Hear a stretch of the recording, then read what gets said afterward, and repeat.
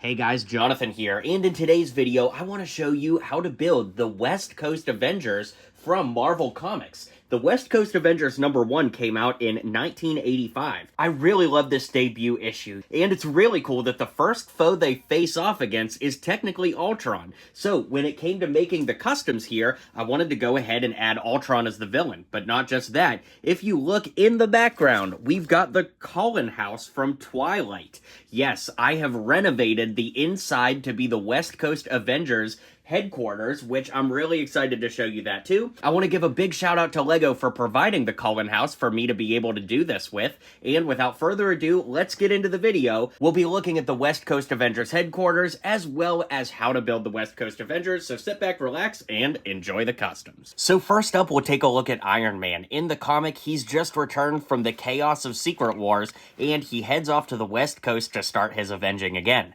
Now, of course, the Iron Man minifig I used here is the Silver Centurion, because the Silver Centurion debuted in this issue, which is quite cool. And of course, I did a little bit of customization by adding the head from the Twilight set from Charlie. I think that this looks like a really cool comic book style Tony Stark, and I think it really works well here. So we'll put the helmet back on and show you the Silver Centurion. Now, LEGO hasn't given us an official Wonder Man yet, but that's what we're here to do. So to build Wonder Man, I used this head from the Pharrell Williams Over the Moon set with some regular black hair, matching arms, the torso from Nightwing from DC, and the dual molded legs from Spider-Man with red on bottom, black on top. But this was achieved using a Sharpie against the blue parts. Of course, there are other black and red legs, but I really like that extra detail on the foot there by doing it this way. So it does break the purist method technically, but is a fun way you could get this look with just a little bit of Sharpie. While Hank Pym himself doesn't join the West Coast Avengers for quite some time into the issues, he does appear early on. So I thought it'd be fun to make Hank Pym because not only is he one of my favorite comic book characters, I don't really know when I would ever make Hank Pym on his own, so we'll go ahead and make him now. These black and red legs actually come from the Camino Clone Cadets from the GWP for May the 4th, 2025. The torso comes from the BTS LEGO Ideas set. The head actually comes from Carlisle from the Twilight set that you see in the background here. And we've got some piled on blonde hair to finish the look.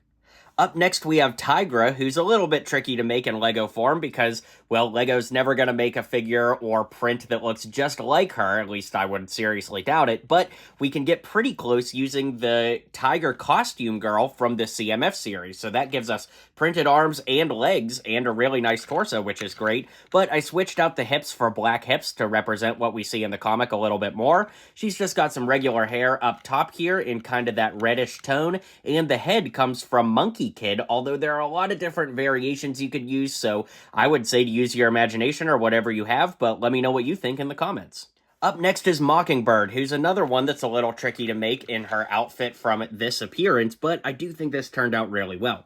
The torso is from Photon from the Marvel's Hoopty set, flipped around, with dark blue arms, the handcuff trick to cut the handcuffs off of a minifigure and then use those as gauntlets. She's got these gray batons here, the legs from 1966 Batman, the head from Black Cat, and some blonde hair that comes from Rosalie from the Twilight set as well. And finally, we have Hawkeye, of whom we've never gotten a classic outfit from LEGO, but we can get pretty close with official pieces.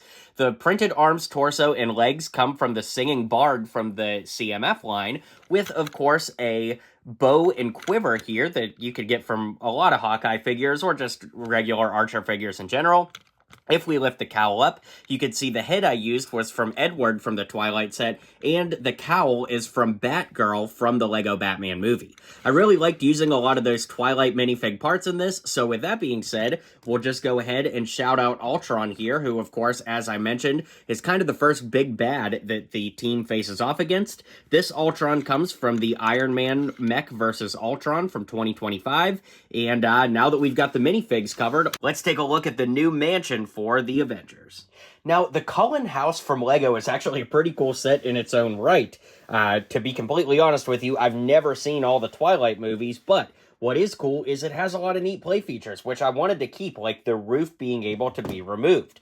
Now, as we move to the interior, I did have to switch some things around to make it Marvel. So to make it Marvel on the inside, I actually added some things from various Hall of Armor sets over the years, including like some blueprints on the wall, the box of Tony's stuff, and I actually kind of changed the way that the walls are structured so that this door opens here, and we could use it as a way for the Avengers to jump out the window and fly off into battle. Then, of course, I kept the steps where they are, but instead of this being a bathroom like it is in the original set, now it's a prison cell, because there is a prison cell in the West Coast Avengers mansion in the comic book. It's not exactly laid out like this. In fact, it's in the basement, whereas here we're actually up top. But one feature I added is that you can actually pull this entire door out so that your hand can reach in a little bit better. Just with the bricks that were here, and I try not to add many bricks if I can help it so that everybody can build these. The only really things I added are, you know, the accessories on the inside, which you may or may not already have. But that being said,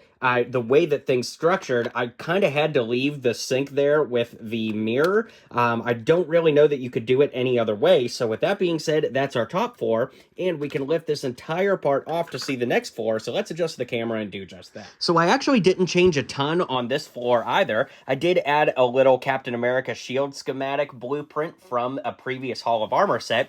I moved the jukebox from the 3rd floor down to here and put the little sticker there with all the notes on there. And I brought one of the cheeseburgers over from the Hall of Armor sets because, let's face it, if Tony's living anywhere, there's going to be cheeseburgers. And finally, that brings us to the ground floor, where once again, I didn't really change much because this does feel like somewhere the Avengers could feasibly live. The door opens in the back here to a, like, walking area outside the house, but overall, I left this exactly the same. And so with that being said, let's go ahead and round out the video. All right, guys, let me know what you think of the customs here. It was a lot of fun to put these together, and you guys know I love diving deep into the comic books, which of course is what I do here on the channel. So let me know your guys' thoughts. Be sure to hit like and subscribe, and I'll see you guys on the next video.